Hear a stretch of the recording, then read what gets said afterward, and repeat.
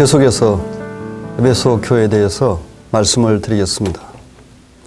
에베소 교회는 그리스도를 향한 열심과 봉사와 또 영적인 분별력이 있었습니다.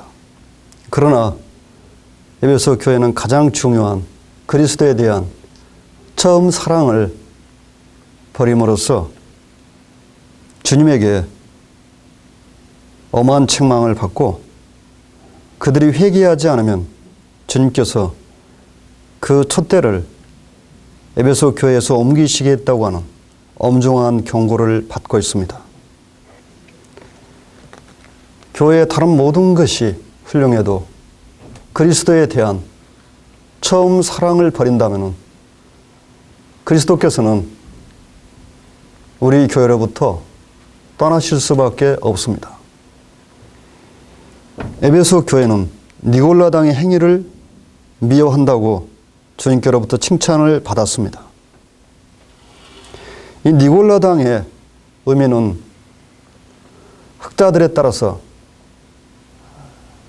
견해가 다릅니다마는 일반적으로 교권주의를 의미한다고 분별합니다. 그 자신이 침례교 목사인 팀 나아이는 현재 교회의 가장 큰 문제는 교권주의라는 지적을 했습니다. 이미 에베소 교회에서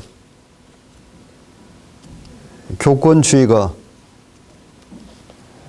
출현하였는데 에베소 교회는 이것을 엄정하게 다스렸던 것입니다. 주님께서는 귀 있는 자는 성령이 교회들에게 하시는 말씀을 들을지어다고 하셨습니다. 즉 이 말씀은 성령께서 하시는 음성을 들을 수 없는 사람은 귀가 없는 것과 같다는 것입니다. 이기는 그에게는 내가 하나님의 낙원에 있는 생명나무에 과실을 주어 먹게 하시겠다고 약속하셨습니다. 여기서 이기는 자는 누구일까요? 많은 이상한 사람들이 이 이기는 자를 어떤 한 사람으로 해석하거나 혹은 특별한 사람으로 해석함으로써 해석을 어렵게 했습니다.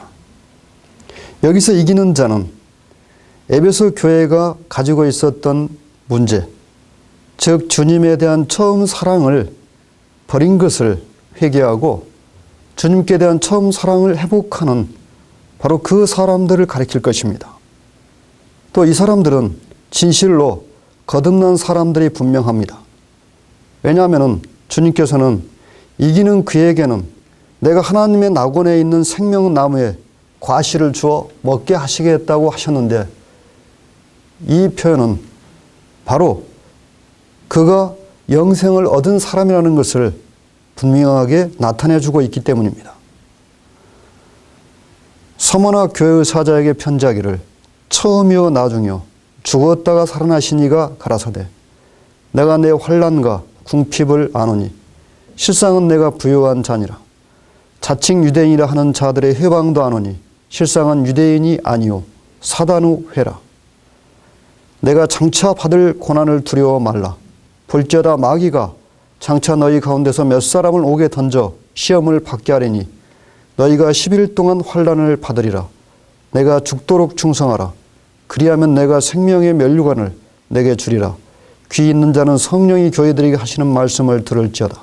이기는 자는 둘째 사망의 해를 받지 아니하리라. 서머나란 단어의 뜻은 몰약, 스디스다는 뜻을 가지고 있습니다. 서머나는 에베소 북쪽 약 80km 지점에 위치하고 있었고 당시의 인구가 20에서 30만 정도로 알려져 있습니다. 서머나는 소아시아에서 가장 아름다운 항구 도시였다고 합니다. 이 도시는 발사 모덴 드론이라고 불리는 모략나무에서 취한 이 모략을 무역하는 곳으로 알려져 있습니다. 주님께서는 서머나 교회에 책망을 하시지 않고 위로와 격려를 하셨습니다. 서머나 교회는 역사적으로 고난과 핍박 가운데 있는 교회들을 가리키고 있습니다. 주님은 현재 가혹한 핍박 속에서 투옥과 사형의 위기에 처해 있는 서머나 교회 성도들에게 소망을 주시기 위해서 내가 내 환난과 궁핍을 안다고 이렇게 기록하셨습니다. 서머나 교회 성도들은 신앙을 지키기 위해서 이교도와 깊은 관계를 맺고 있는 상인연합에 가입하지 않았습니다. 그로 인해서 그들은 직업을 잃고 집을 잃은 채 매우 가난하게 살 수밖에 없었던 것입니다. 그들은 신앙을 위해서 이상의 것들을 포기하였습니다. 주님께서는 이렇게 세상에서 가난한 서머나 교회 성도들에게 내가 실상은 부유한 자라고 말씀하시므로 그들을 위로하시고 있는 것입니다. 또 이 서머나에서 그리스도인들을 가장 괴롭혔던 사람들은 바로 유대인들이었습니다. 이 유대인들은 자신들이 아브라함의 후손이라고 주장하면서 그것이 마치 천국에 들어갈 수 있는 특권인 양 자랑했습니다마는 영생을 얻는 것은 혈통에 의해서 얻는 것이 아니고 믿음을 통한 거듭남에 의해서 얻는 것이기 때문에 유대인들의 이 같은 자랑은 모두 헛된 것이었습니다. 그리고 이 유대인들은 모여서 교회를 대적했는데 성경은 그 유대인들의 모임을 사단의 회, 즉 사단의 교회라고 밝혀주셨습니다. 이 세상에는 사단의 교회가 실제 존재하고 있다는 것입니다. 예수 그리스도를 부른다고 해서 모두 참된 그리스도인이 아니고 또 기독교 간판을 걸었다고 해서 모두 참된 거듭난 신자들이 아닌 것처럼 이미 사단은 초대 교회 때부터 사단의 그 교회를 세웠습니다. 그러나 표면상으로는 그것도 역시 참된 교회처럼 위장을 했던 것입니다. 10절에 내가 장차받을 고난을 두려워 말라. 볼지어다 마귀가 장차 너희 가운데서 몇 사람을 오게 던져 시험을 받게 하려니 너희가 11일 동안 환난을 받으리라. 이 11일 동안을 해석함에 있어서 학자에 따라 많은 견해의 차이가 있었습니다. 그러나 성경을 해석하는 첫 번째 원칙은 기록된 문자 그대로 해석하는 것입니다. 문자 그대로 해석해서 해석이 되지 않는다면 그때 상징을 생각하거나 혹은 문법을 생각하는 것입니다. 이 말씀을 문자 그대로 해석하지 못할 이유는 없습니다. 10일이라는 기간은 수많은 그리스도인들이 고난을 당하고 심지어 사형을 받기에 충분한 기간이라고 할 수 있습니다. 아마 서머나 교회 성도들은 앞으로 10일 동안 가혹한 박해를 받도록 되어 있었던 것 같습니다. 주님께서는 그들에게 순교자에게 약속된 생명의 면류관을 박해를 참고 견딘 성도들에게 약속했습니다. 이것이 구체적으로 무엇이며 어느 정도 가치를 지닌 것인지 설명할 수는 없습니다. 그러나 주님께서 순교한 그리스도인들에게 생명의 면류관을 주시겠다고 약속하시는 것으로 봐서 특별한 상인 것은 분명합니다. 우리를 두렵게 하는 것은 주님이 약속하신 이 상이 구체적으로 이 세상에서 무엇인지 알 수 없기 때문입니다. 그렇기 때문에 그 상의 가치와 그 상의 크기를 우리들이 알 수 없고 그것은 우리의 마음을 더욱 긴장시키는 것입니다. 귀 있는 자는 성령이 교회들에게 하시는 말씀을 들을지어다. 즉 성령께서 교회들에게 하시는 말씀을 듣지 못하는 귀는 마치 없는 것과 같다는 것입니다. 주님께서는 서머나 겨우 이기는 자들에게 둘째 사망의 해를 받지 않겠다고 약속하셨습니다. 이것은 바로 지옥에 가는 그 고통을 의미하는데 이 말씀의 의미는 고난을 참고 견딤으로 지옥을 면한다는 것이 아니고 진실로 구원받은 성도들은 고난을 참고 견디는 힘을 가지고 있다는 것입니다. 서머나의 대부분의 성도들은 이 극한 시련과 고난을 참고 견딤으로 그들이 진실한 신자인 것을 삶으로써 분명히 입증했을 것입니다. 12절을 보겠습니다. 버가모 교회 사자에게 편지하기를 좌우에 날선 검을 가진 이가 가라사대. 이 버가모란 이름은 부부와 같은 연합, 높은 전망대 이러한 뜻을 가지고 있습니다. 버가모는 서머나에서 북쪽으로 55마일 떨어진 지점에 위치했는데 이곳은 학문의 도시였습니다. 버가모에는 20만 권이 넘는 양피지 사본을 갖춘 대형 도서관이 있었다고 합니다. 이것은 그 당시에 알렉산드리아를 제외하고는 세계에서 가장 큰 도서관이었습니다. 그리고 그 도시의 주요한 사업 중에 하나는 이 양피지 사본들을 재출간하는 것이었습니다. 두 번째 버가모는 종교적인 혼합주의를 취하고 있었는데 버가모에는 다양하고 혼잡한 종교들이 공존하고 있었습니다. 또 그곳에는 가이사 즉 로마 황제를 숭배하는 그 원리도 있었습니다. 주님께서는 여기서 자신을 좌우에 날선 검을 가지신 분으로 소개하셨습니다. 즉 이 말씀은 주님께서 교회에 있는 악한 자들을 심판하실 때 쓰는 말씀입니다. 버가모 교회를 혼란스럽게 하는 발람의 교훈과 니골라당의 교훈을 가진 자들을 대적하셔서 그들을 엄히 심판하실 것임을 나타내 주시고 있습니다. 사단의 위가 있다는 이 기록은 그곳에 사단이 지상 본부를 가지고 있었다는 의미일 것입니다. 실로 버가모는 사단이 온 세상을 미혹하는 그 당시에 사단의 지상 본부였습니다. 버가모의 충성된 증인 안디바는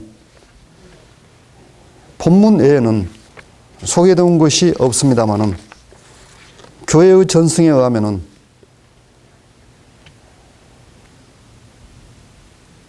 로마 당국이 가이사에게 향을 피우라고 그에게 강요했을 때 거절을 한 치과 의사로 밝혀져 있습니다. 그는 로마 황제에게 향을 피우라는 그 강요를 거절함으로써 뻘겋게 달구어진 구루로 만든 황소 안에 넣어져서 순교하였다고 합니다. 주님께서는 안디바가 이렇게 죽음을 당할 때에도 버가모 성도들이 믿음을 굳게 지켰다고 칭찬하셨습니다. 그러나 버가모 교회에는 두 가지 악한 교훈이 있었습니다. 첫 번째 교훈은 발람의 교훈이고 또 한 가지 교훈은 니골라당의 교훈이었습니다. 발람의 교훈은 구약시대에 예언의 은사를 돈 받고 팔아버린 타락한 선지자 발람의 그 가르침을 말씀하고 있습니다.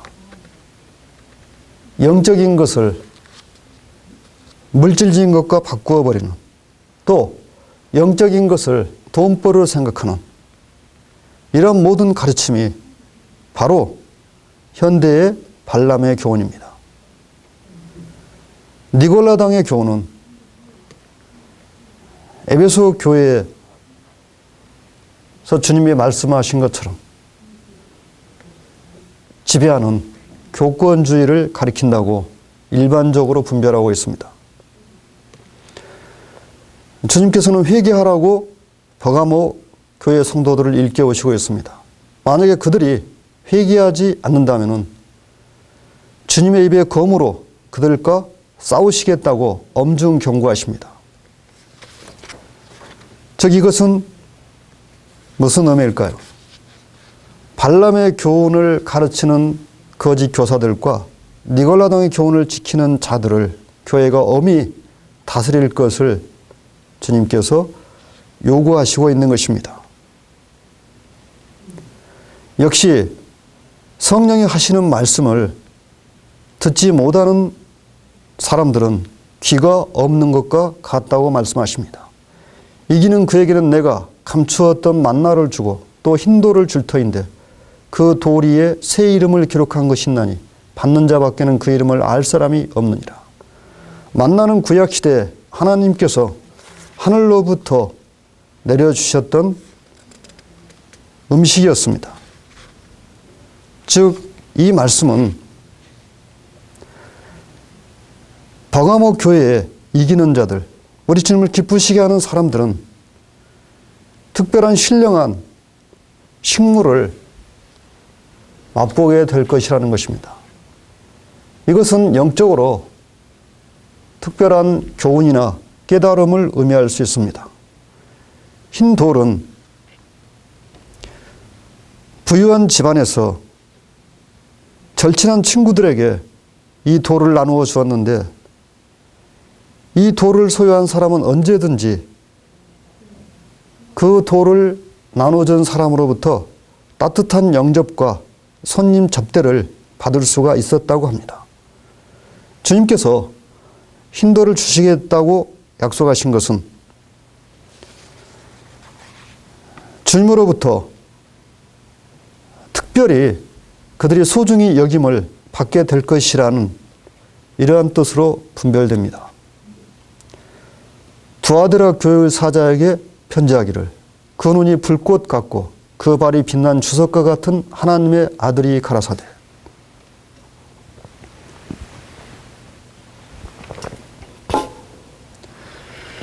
두아드라라는 단어의 뜻은 영속적이어서 끊임이 없는 지사, 이러한 뜻을 가지고 있습니다. 두아디라는 버가모 남동쪽에서 40마일 거리에 위치하고 있었습니다. 이곳은 버가모와 서머나 사대를 연결하는 세 도로가 만나는 교통의 요충지였습니다. 그런데 이 두아디라는 각종 이방 신들을 섬기고 있었고 또 로마 국가 종교인 황제 숭배를 받아들인 곳이었습니다. 그리고 이 두아디라는 제조업으로 아주 유명한 도시였습니다. 내가 내 사업과 사랑과 믿음과 섬김과 인내를 아노니 내 나중 행위가 처음 것보다 많도다. 그러나 내게 책망할 일이 있노라.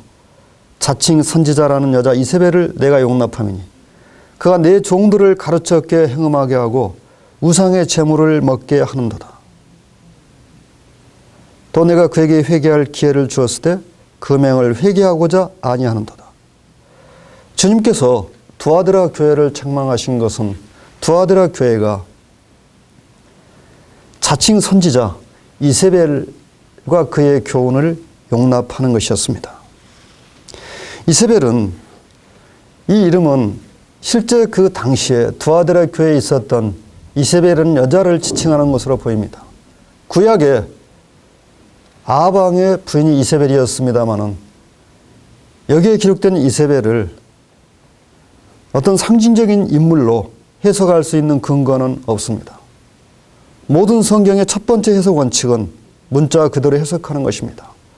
구약의 이세벨이 이스라엘로 하여금 바알 숭배에 빠지게 했고, 바알 숭배에 빠진 자들이 음행을 종교 행위로 저질렀던 것처럼 두아드라 교회의 자칭 선지자인 이세벨도 그 성도들을 음행에 빠지게 했습니다.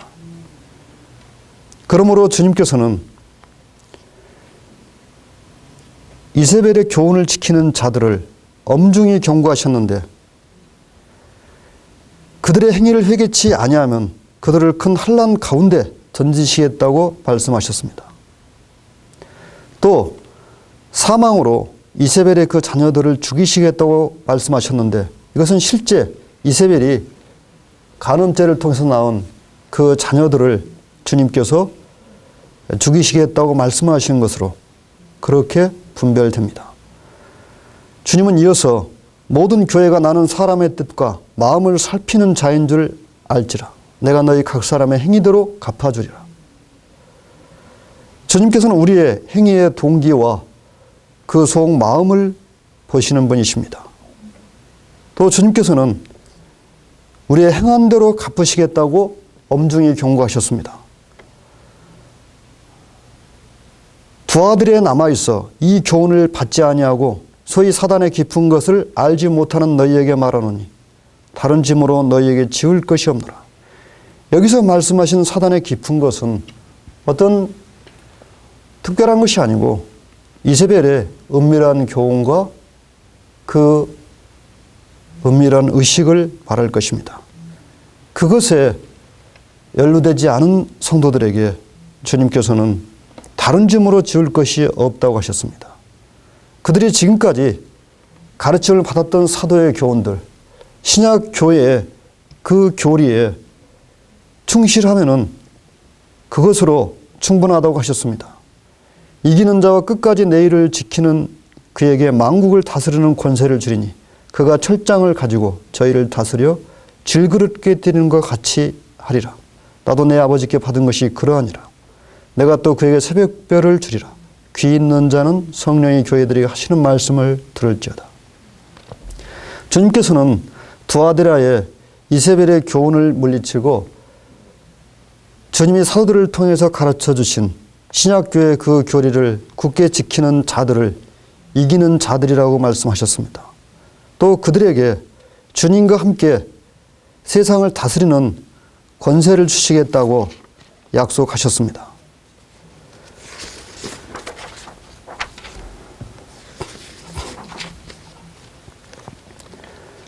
소아시아의 7교회는 세 가지 의미를 가지고 있다고 그렇게 분별됩니다.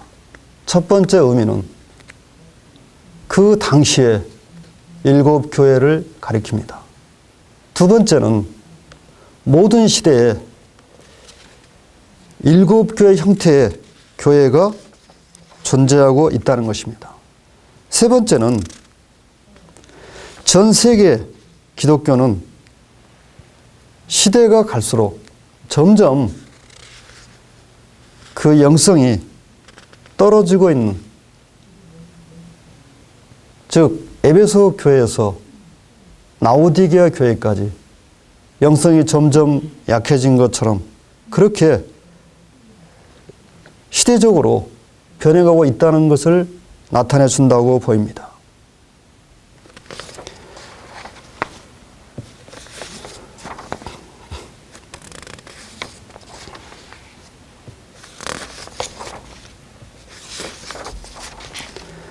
주님께서 두아드라 이기는 자들에게 새벽별을 약속하셨습니다.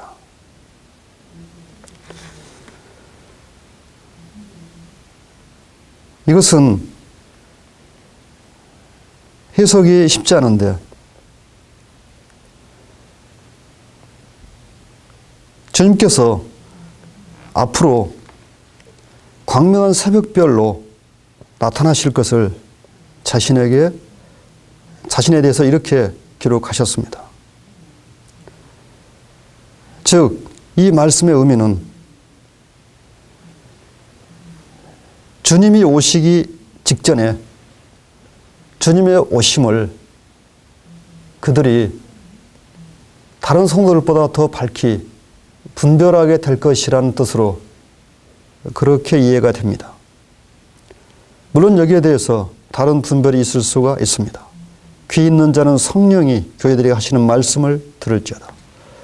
요한계시록의 해석이 어려운 것은 학자들에 따라서 똑같은 본문이 서로 다르게 해석이 되고 있다는 것입니다. 그리고 계시록에 대해서 쓴 수많은 책들이 지엽적으로 서로 다른 분별을 기록했습니다. 이것이 우리가 계시록을 공부함에 있어서 매우 어렵게 느끼는 이유 중에 하나입니다. 어떤 문구들은 여러 가지 해석이 있을 수 있고 또 어떤 구절들은 해석이 하나로 일치되는 경우들이 있습니다. 3장을 보겠습니다. 사대 교회 사자에게 편지하기를 하나님의 7 영과 7 별을 가진 이가 가라사대 내가 내 행위를 아노니 내가 살았다 하는 이름은 가졌으나 죽은 자로다. 이 사대 교회는 역사적으로 종교개혁 직후에 세계 기독교를 나타낸다고 그렇게 분별됩니다. 사도교회는 많은 영적인 활동들이 있었습니다마는 그곳에 참된 생명을 가진 사람들은 적었습니다. 사대의 역사적인 배경을 살펴보면 이 사대는 무려 500m나 되는 가파른 경사지에 세워진 요새와 같은 도성이었습니다. 그야말로 난공불락의 성이었습니다. 오직 남쪽의 안만한 능선으로만 접근이 가능했는데 사대인들은 이 도시의 천연적인 이 장점을 너무 과신하다가 역사적으로 3번이나 정복을 당했습니다. BC 549년에 페르시아 왕인 고레스에게 1차 정복을 당했는데 고레스 왕은 사대인들이 도저히 오르지 못할 것이라고 생각하고 전혀 경비를 하지 않은 절벽으로 산악부대를 올려보내서 그 성을 점령했다고 합니다. 두 번째는 BC 334년에 알렉산더 대왕이 고레스 왕과 똑같은 방법으로 사대를 점령했습니다. 세 번째 역시 BC 214년에 안티오코스가 절벽으로 산악부대를 보내서 사대를 정복했습니다. 이 사대에는 시벨레라는 수호 여신이 있었는데 이 수호 여신을 섬기는 그 사제들은 종교라는 미명 아래 도덕적으로 심히 음란한 행위를 하고 있었습니다. 즉 사대 지역은 부도덕이 종교라는 이름으로 공공연하게 행해지고 있는 또 대단히 부유한 영적으로 매우 좋지 않은 그러한 환경이었던 것입니다. 사대 교회는 신적인 생명을 보여주는 듯한 많은 활동이 있었습니다마는 실제 그들에게는 생명이 없었습니다. 주님께서는 그래서 내가 살았다는 이름은 가졌으나 사실은 죽은 자라고 하셨습니다. 내 하나님 앞에 내 행위에 온전한 것을 찾지 못하였다고 말씀했습니다. 우리들이 주님을 섬김에 있어서 주의해야 되는 것은 주님에 대한 많은 봉사와 많은 일들이 필요합니다만 그 봉사의 근거에는 하나님의 말씀이 있어야 한다는 것입니다. 우리가 주님을 위해서 일하는 그 행위에 대해서 하나님의 말씀이 이것을 보증해 줄 수 없다면 주님께서는 우리의 행위가 온전치 못하다고 이렇게 책망하실 것입니다. 그러므로 내가 어떻게 받았으며 어떻게 들었는지 생각하고 지키어 회개하라. 만일 일깨지 아니하면 내가 도적같이 이르리니 어느 시에 내게 임할는지 내가 알지 못하리라. 주님께서 도적같이 임하시겠다는 이 말씀은 이들이 영적으로 어둠 가운데 있다는 것을 가르쳐 줍니다. 이것은 또 믿지 않는 불신자들에게 사용되는 표현이기도 했습니다. 즉 사대에 많은 교인들은 영적으로 매우 어두운 가운데 있었고 그들의 대다수가 열심히 주님을 섬겼습니다마는 실제 생명이 있었는지는 매우 의심스러웠던 것입니다. 그러나 사대에 그 옷을 더럽히지 아니한 자 몇 명이 내게 있어 흰옷을 입고 나와 함께 다니리니 그들은 합당한 자인 영고라. 이기는 자는 이와 같이 흰옷을 입을 것이요 내가 그 이름을 생명책에서 반드시 흐리지 아니하고 그 이름을 내 아버지 앞과 그 천사들 앞에서 시인하리라.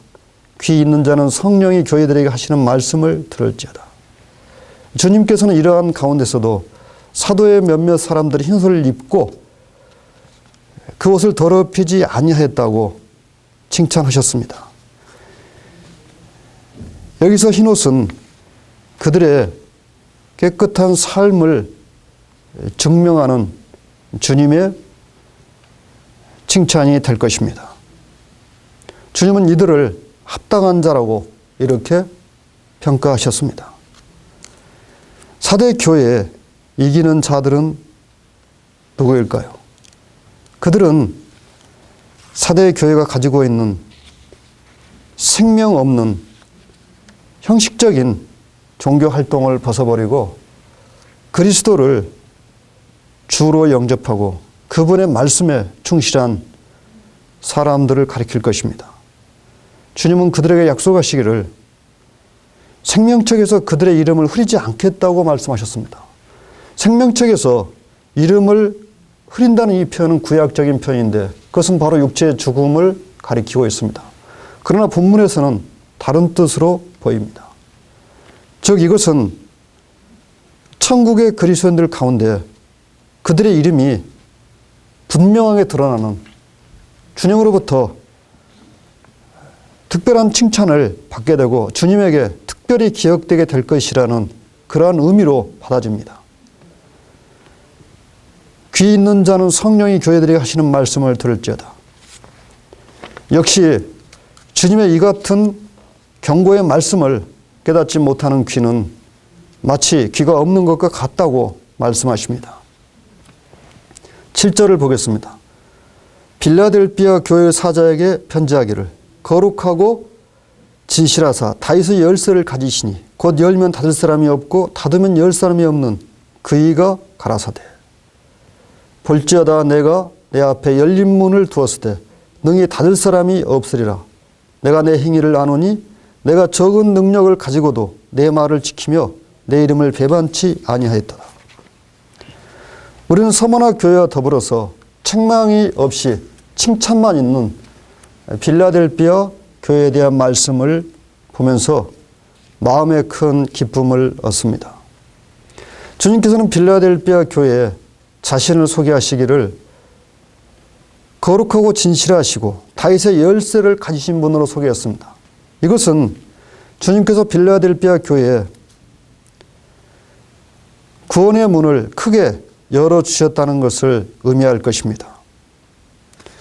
이 교회의 장점은 적은 능력을 가지고도 주님의 말씀을 충성스럽게 지켰다는 것입니다. 오늘날 우리는 매우 규모가 적은 그러나 하나님의 말씀에 충실한 교회들을 종종 발견할 수 있는데 주님께서는 이러한 교회들에게 위로를 주시고 있습니다. 교회 규모가 적든지 크든지 주님의 말씀에 충실한 사람들은 그리스도의 심판대에서 모두 충성스러운 자로서 주님에게 인정을 받고 귀한 칭찬과 상급을 받게 될 것입니다. 주님은 빌라델피아 교회에 유대인들을, 즉 거짓 유대인들을 보내서 그들로 복음을 깨닫게 하고 그들에게 돌아오게 해주시겠다고 약속하셨습니다. 이것은 놀라운 복음의 역사가 아닐 수 없습니다. 또 주님은 그들이 인내의 말씀을 지켰기 때문에 앞으로 온 땅에 임하는 세상을 시험하는 그 때를 면하게 해주시겠다고 말씀하셨습니다.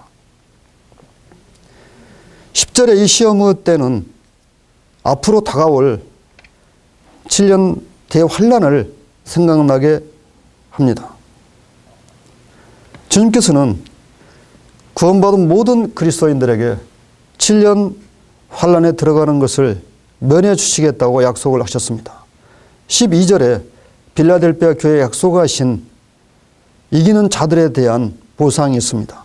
이기는 자는 내 하나님 성전의 기둥이 되게 하리니 그가 결코 다시 나가지 아니하리라. 내가 하나님의 이름과 하나님의 성 곧 하늘에서 내 하나님께로부터 내려오는 새 예루살렘의 이름과 나의 새 이름을 그의 이에 기록하리라. 귀 있는 자는 성령이 교회들에게 하시는 말씀을 들을지어다. 성전의 기둥은 성전을 지탱하는 가장 중요한 위치였습니다. 즉 주님께서는 빌라델피아의 이 신실한 자들에게 하나님의 성전, 바로 하나님의 교회에 중요한 그리스도인들이 되게 하시겠다고 약속하셨습니다. 또 그들에게 받은 자만이 알 수 있는 주님의 새로운 의미의 이름을 가르쳐 주시겠다고 약속하십니다. 14절 라오디게아 교회를 보겠습니다. 라오디게아 교회 사자에게 편지하기를 아멘이시오 충성되고 참된 증인이시오 하나님의 창조의 근본이시니가 가라사대 내가 내 행위를 아노니 내가 차지도 아니하고 더웁지도 아니하도다. 내가 차든지 더웁든지 하기를 원하노라. 내가 이같이 미지근하여 더웁지도 아니하고 차지도 아니하니 내 입에서 너를 토하여 내치리라. 7 교회 중에 마지막 교회인 라오디게아 교회는 칭찬이 없고 구중만 있는 교회입니다. 주님은 여기서 자신을 소개하시기를 아멘이시오 충성되고 참된 증인이시오 하나님의 창조의 근본이신 분으로 소개하시고 있습니다.